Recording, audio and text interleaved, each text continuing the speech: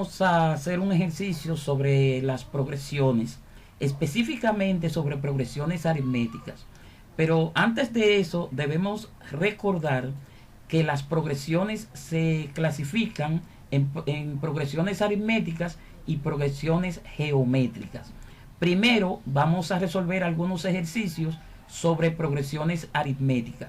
Y vamos a ver este primer ejercicio.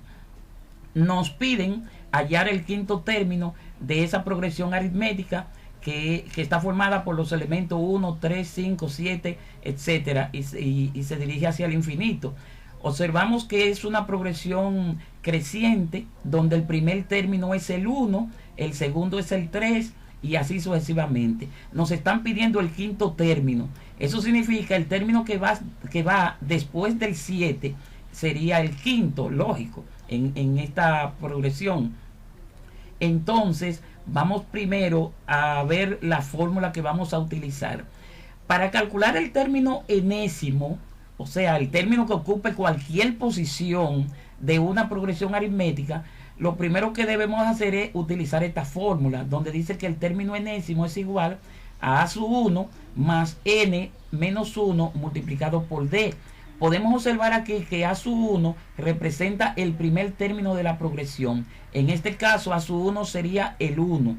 Luego, a sub n, que es el término enésimo, que es el que vamos a calcular en este ejercicio. N representa el número de términos. Por ejemplo, n sería exactamente la posición que ocupe el término enésimo que nos están pidiendo. Y d representa la razón. Entonces, basado en esta fórmula, vamos a calcular entonces el término enésimo. Vamos a decir que a sub n, que representa el término enésimo, siguiendo siempre la fórmula, es igual a sub 1. A sub 1 es el primer número de la progresión. Entonces, más, abrimos un paréntesis, por n menos 1. N dijimos que n representa el número enésimo de la progresión. Como nos están pidiendo el quinto número, entonces n va a representar el 5, que es la posición del término enésimo. Eso menos 1 y multiplicado por d. D es la razón. Recuerden que la razón en una progresión aritmética es simplemente tomar un número que no sea el primero y restarle el anterior. Si usted resta 3 menos 1, le va a dar 2. Por lo tanto, la razón en este caso sería 2. Entonces, a sub n va a ser igual a 1 más. En esta situación tenemos que resolver primero lo que está dentro del paréntesis. Si restamos 5 menos 1, nos va a dar 4. Y eso, a su vez, vamos a dejarlo entre paréntesis, eso a su vez se va a multiplicar por 2. Entonces, al 1, usted le va a sumar el producto de 4 por 2. Si yo multiplico 4 por 2, me da 8. Y 8 más 1 me da 9. De manera que el término enésimo en esa progresión aritmética es el 9. Y lógicamente, como la razón es 2, si usted a 1 le suma 2, le va a dar 3. Si a 3 le suma 2, le va a dar 5. Si a 5 le suma 2, le va a dar 7. Y si a 7 le suma 2, le da 9, que sería el quinto término de esa progresión aritmética. Vamos a ver otro ejercicio ya con otro tipo de progresión. Por ejemplo, esta progresión, si observamos, sería decreciente porque los números van disminuyendo a partir del primero. En esta progresión nos están pidiendo, aunque hoy no lo dice, pero nos están pidiendo el octavo término. Determinar el octavo término. Yo tengo 1, 2, 3, 4, 5, 6, 7. O sea, sería el término que sigue después del menos 22. Vamos a decir que me están pidiendo el octavo término.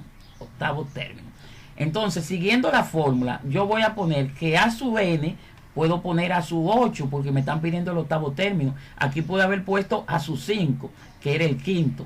Pero eso no importa, podemos poner también a sub n. Entonces yo pongo que a sub 8 va a ser igual al primer término de la progresión aritmética. En este caso su primer término es el 8. Ponemos el 8 más, abrimos un paréntesis y viene ahora el n, el valor de n. ¿Cuál sería el valor de n? Como nos están pidiendo el octavo término, pues lógicamente n sería 8. 8 menos 1, y eso lo vamos a multiplicar por la razón.